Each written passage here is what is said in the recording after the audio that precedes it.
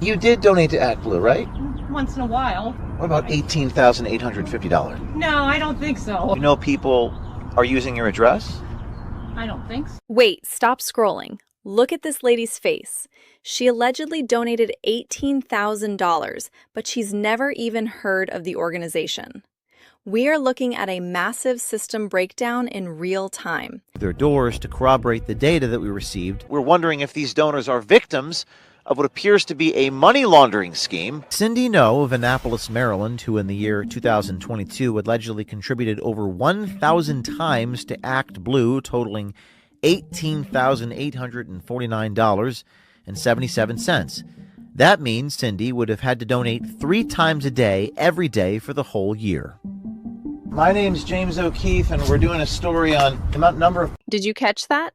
The investigator is literally standing on the doorstep of a senior citizen who is on the books for donating over 1,000 times in a single year.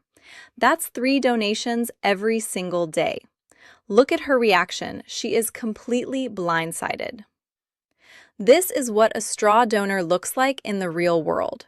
Most people think these political scandals are just numbers on a screen, but here you see the actual human being whose identity is being used as a funnel. It's wild because if you look closely at the data they're showing, the zip codes and names don't even match up in the system. You've got to wonder how many thousands of other people are in this exact same boat without even knowing their names are being used to move millions of dollars. It feels like a high-stakes shell game, and the players aren't even aware they're in the room. This is the definition of a smoking gun. It's brutal. Check this out, just a few of them. This was the deposition of Mr. Horowitz, the chief legal counsel for ActBlue before he left. Investigators question, check this out. Were you removed from your position in November 2024 because of ActBlue's inability to deter fraudulent and illegal donations? His answer, on the advice of counsel, I must respectfully decline to answer based on attorney-client privilege and the reliance on my right under the Fifth Amendment to the Constitution. And this goes on 146 times. Okay, this is where it gets absolutely insane. Check out this transcript. This isn't just one person. We're talking about the entire legal and compliance team invoking their Fifth Amendment rights 146 times. Imagine sitting in a deposition and every single question about where did the money come from is met with total silence. Look at the names scrolling by. These are the people who were supposed to be the gatekeepers. The fact that every single member of the team resigned or was fired right after the election cycle tells you everything you need to know without them saying a word. It's like watching a building collapse from the inside while the guards are all running for the exits. You don't see this kind of mass exodus unless something is seriously broken behind the scenes. It's the ultimate no comment that speaks louder than any actual testimony ever could. Major implications for Democrats heading into the midterms. One of ActBlue's own former lawyers reportedly suggested this could lead to a criminal investigation. ActBlue has facilitated billions in donations for Democrats, ranging from presidential nominees to local school board candidates. A report in the New York Times cited a 2023 letter from its CEO, Regina Wallace-Jones, to GOP investigators, claiming ActBlue used multi-layered screening to root out foreign donations, which are illegal under federal law. The problem?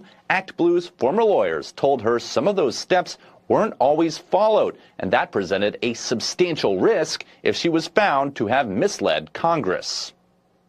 We started looking into it. We determined that ActBlue had really pulled back on some of the security measures on their website, which would have enabled foreign actors to inject contributions under the name of other people. ActBlue sent us a statement saying Wallace-Jones never made false statements, adding non-U.S. citizens have not and never will be permitted to make political contributions on our platform. Every contribution made through ActBlue goes through a fraud review. Its former law firm, Covington & Burling, stands by what it said. writing, quote, "We have complete confidence in the legal advice of our lawyers provided to Act Blue." Now, according to the Times, the law firm's memo said some donors paid through platforms like Apple Pay, PayPal, or Venmo, and were not asked for any verification like a passport number to prove they were U.S. citizens. Bill? Look at the graphic on the screen right now. They're explaining how the honor system works for billions of dollars in transactions. No ID verification, no passport checks, nothing.